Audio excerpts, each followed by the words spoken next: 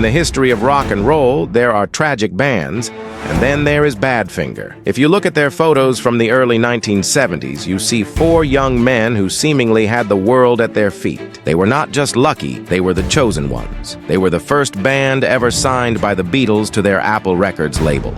Paul McCartney personally wrote their breakthrough hit, Come and Get It, and handed it to them on a silver platter. George Harrison produced their albums and even asked them to play on his masterpiece, All Things Must Pass. They were hailed by the press as the next Beatles. They had the talent, the looks, the hits, and the backing of the biggest musicians on earth. But behind the smiles and the platinum records, a horrific nightmare was unfolding. A nightmare orchestrated by one man that would lead two of these brilliant musicians to the same gruesome fate. To understand how high they flew, you have to remember their songs Baby Blue, Day After Day, and the timeless ballad Without You, which became one of the biggest songs in history when covered by Harry Nilsson and later Mariah Carey. Millions of dollars were pouring in from royalties.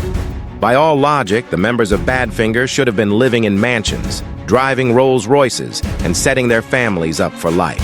But in reality, they were living on a meager allowance, having to beg for cash to buy groceries, while a predator watched from the shadows. Enter Stan Polly. In the music industry, there are sharks, and then there are monsters. Polly was a shadowy American business manager with alleged ties to organized crime.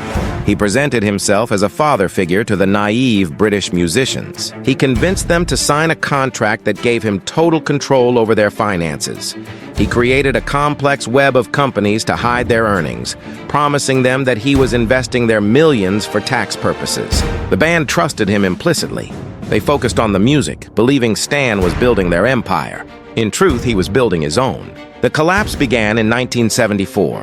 Warner Brothers Records had signed Badfinger to a massive contract, depositing millions into an escrow account. But when the record executives went to check the accounts, the money was gone. Vanished. Stan Polly had manipulated the funds, and the band was left holding the bag. Warner Brothers sued, and instantly Badfinger's income was frozen.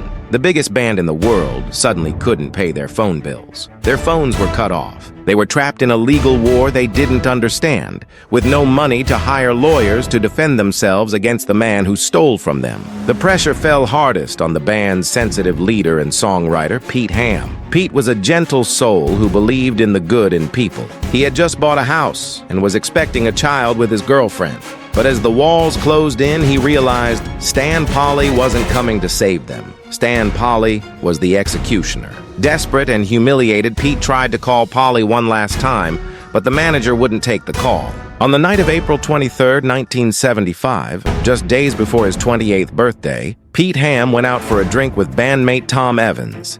He seemed resigned. He went home, went into his garage, and hanged himself. He left a suicide note that remains one of the most chilling documents in rock history. It read, Anne, I love you, Blair. I love you. I will not be allowed to love and trust everybody. This is better. P.S. Stan Polly is a soulless bastard. I will take him with me. The death of Pete Ham destroyed the band, but the curse wasn't finished. Tom Evans, the bassist who had co-written Without You with Pete, never recovered from seeing his friend's body. For 8 years, he lived in a state of depression and anger. He watched as the song he wrote generated millions of dollars for other people, while he struggled to make ends meet, blocked by the tangled legal mess Polly had left behind. On November 19, 1983, after a bitter argument over the phone regarding the royalties, history repeated itself in the most tragic way possible. Tom Evans walked into his backyard garden and ended his life in the exact same manner as his best friend Pete Ham had done 8 years earlier. Stan Polly, the soulless bastard mentioned in the note, never faced criminal charges for the deaths of the men he swindled. He lived for decades more, though his reputation was destroyed. Today, Badfinger is remembered not just for their incredible contribution to power pop, but as a cautionary tale of greed and betrayal. So the next time you hear the beautiful melody of Without You, remember the pain behind the lyrics. It wasn't just a song about a broken heart.